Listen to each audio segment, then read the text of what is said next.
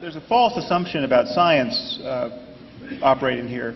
Science is not in principle committed to the idea that there's no afterlife, or that the mind is identical to the brain, right, or that materialism is true. Science is completely open to whatever in fact is true. And if it's true that the consciousness is being run like software on the brain and can, by virtue of ectoplasm or something else we don't understand, can be dissociated from the brain at death, that would be part of our growing scientific understanding of the world if we could discover it. Now, and there are ways we could in fact discover that if it were true. The problem is there are very good reasons to think it's not true. And we know this from now 150 years of neurology, where you damage areas of the brain and faculties are lost. And they're clearly, it's not that everyone with brain damage has their soul perfectly intact, they just can't get the words out. This is everything about your mind can be damaged by damaging the brain. You can cease to recognize faces, you can cease to know the names of animals, but you still know the names of tools. I mean, the fragmentation in the way in which our mind is parcellated at the level of the brain is not at all intuitive, and there's a lot known about it. And what we're being asked to consider is that you damage one part of the brain and the mind, something about the mind and subjectivity is lost. You damage another and yet more is lost. And yet if you damage the whole thing at death, we can rise off the brain with all our faculties intact, recognizing grandma and speaking English. Now,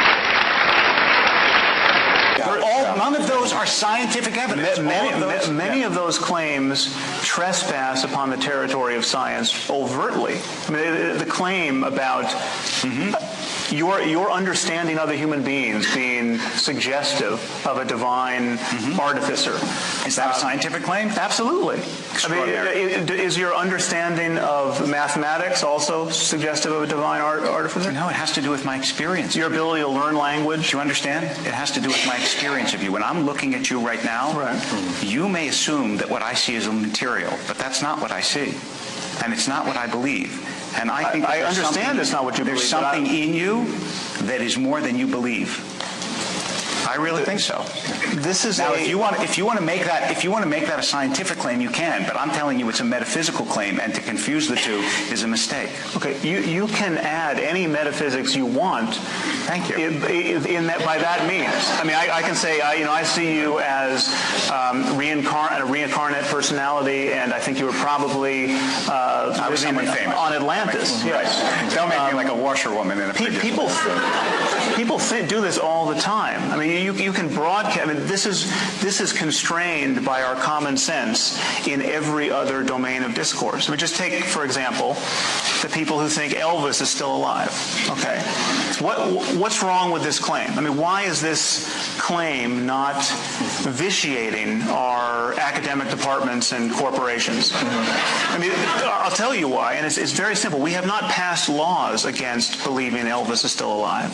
The problem is that whenever somebody seriously represents his belief that Elvis is still alive in a conversation, on a first date, at a lecture, at a job interview, he immediately pays a price. He pays a price in ill-concealed laughter. Right. Now, surely you can agree with that. That is a good thing. Now, then he could rattle on about this is not a scientific claim.